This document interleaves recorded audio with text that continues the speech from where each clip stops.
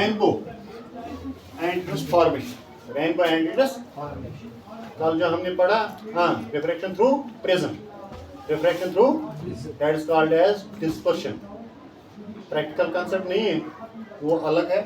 तो dispersion through prism, उसमें हमने क्या पढ़ा कि जब प्रिज्म के अंदर लाइट जाती है, ठीक है, वो आगे क्या दिखाता है, band of colours, band of 7 colours, not only 8, not only 6 or 5, it is exactly 7 colors, not 9 or 10, ठीक है।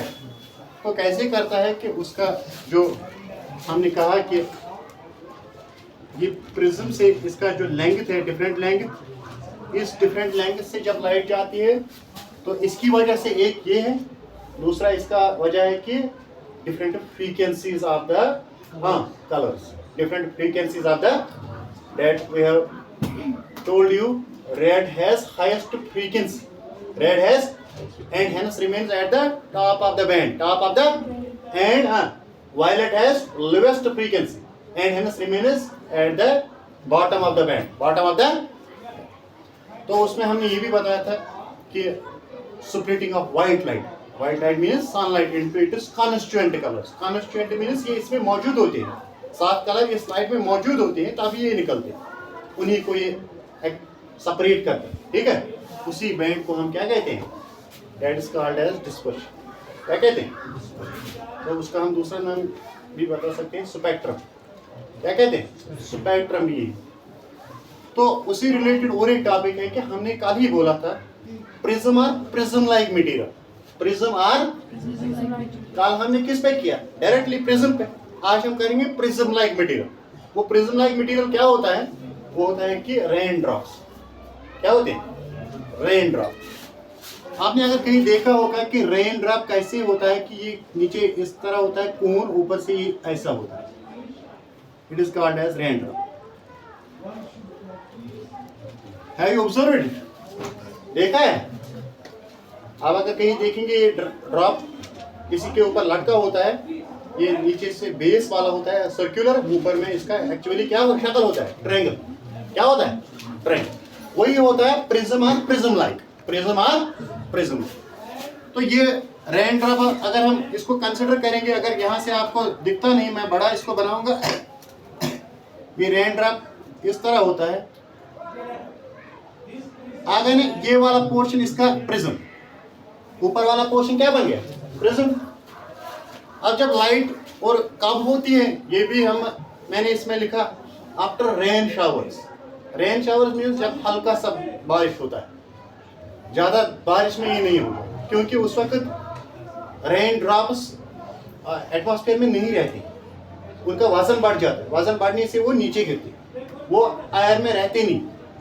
तो ये शावर्स होते हैं कि जो हल्का बारिश होती है उस टाइम ये किस में रहते हैं, रेन ड्रॉपर्स रहते हैं किस शक्ल में, water vapours in the atmosphere, in the that we called as air, in air, ठीक है।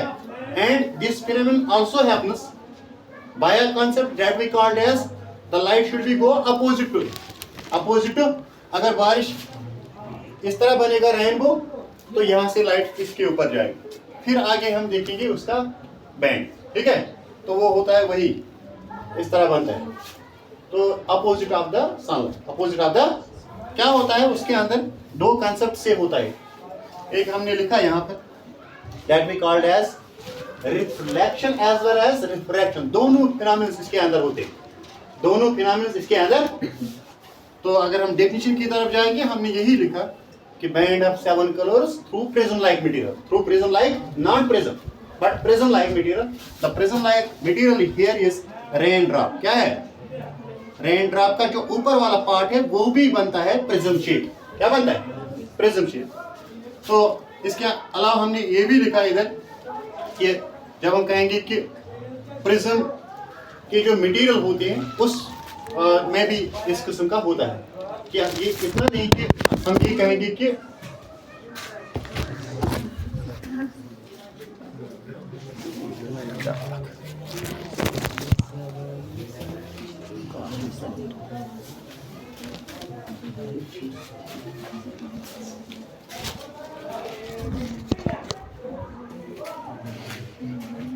हाँ बेटा, क्या हम कह रहे थे?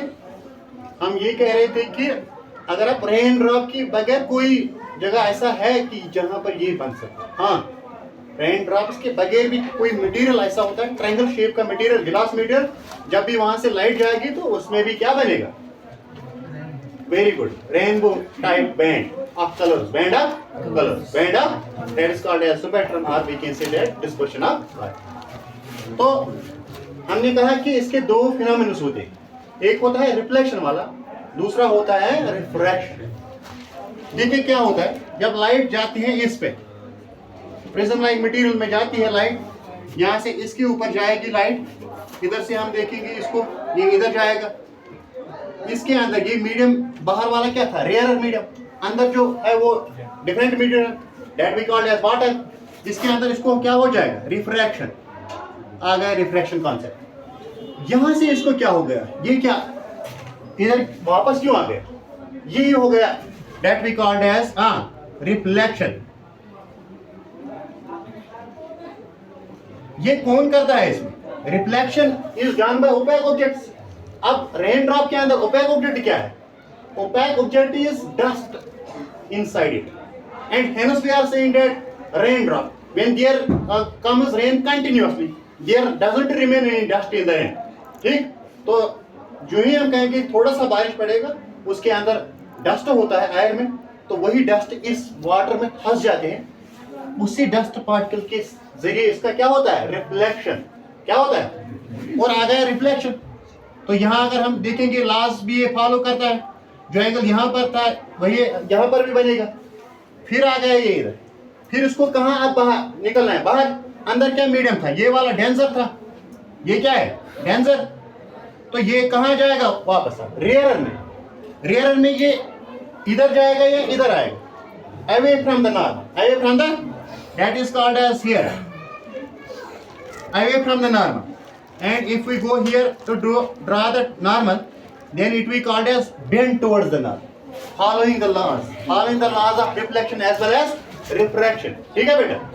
क्या ये जो रेनबो फॉर्मेशन होता है किस कंसेप्ट से होता है? Reflection as well as refraction. पहले होता है यहाँ पर फर्स्ट कंसेप्ट में इसका रिफ्रैक्शन होता है, लाइट रेयर से जाके कहाँ जाती है? डेंसर तक, bend towards the normal. After that these dust particles make the reflection concept, then it also comes again from denser to rarer, it will move away from the normal, hence here is observer।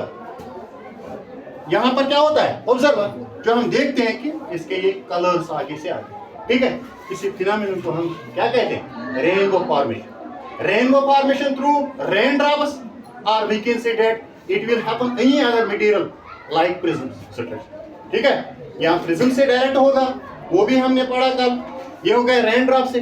अगर इसके अलावा कहीं भी आप material prism like देखेंगे, गिलास होगा कहीं पे, तो लाइट उसके ऊपर इंसिडेंट जाएगी, उसके सामने भी ये बैंड ऑफ कलर्स आते हैं।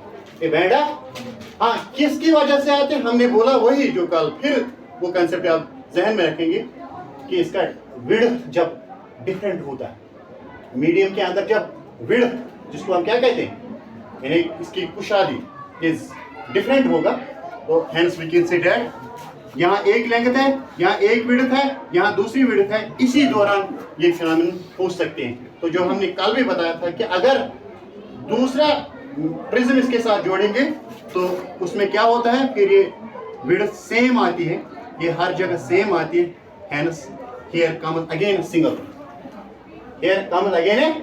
So this dispersion concept, spectrum concept, rainbow formation concept is due to the different width of refraction, and frequencies of the colors, different frequencies of the colors। तो इसी वजह से हम और एक पॉइंट यहाँ पे डिस्कस करेंगे कि रेड जो होता है ना, रेड, ये क्वेश्चन भी हमें आगे है कि टावर्स का जो लाइट रेड होता है, या ब्रेकिंग लंप्स जो होते हैं ना गाड़ियों के अंदर, वो रेड क्यों होती है?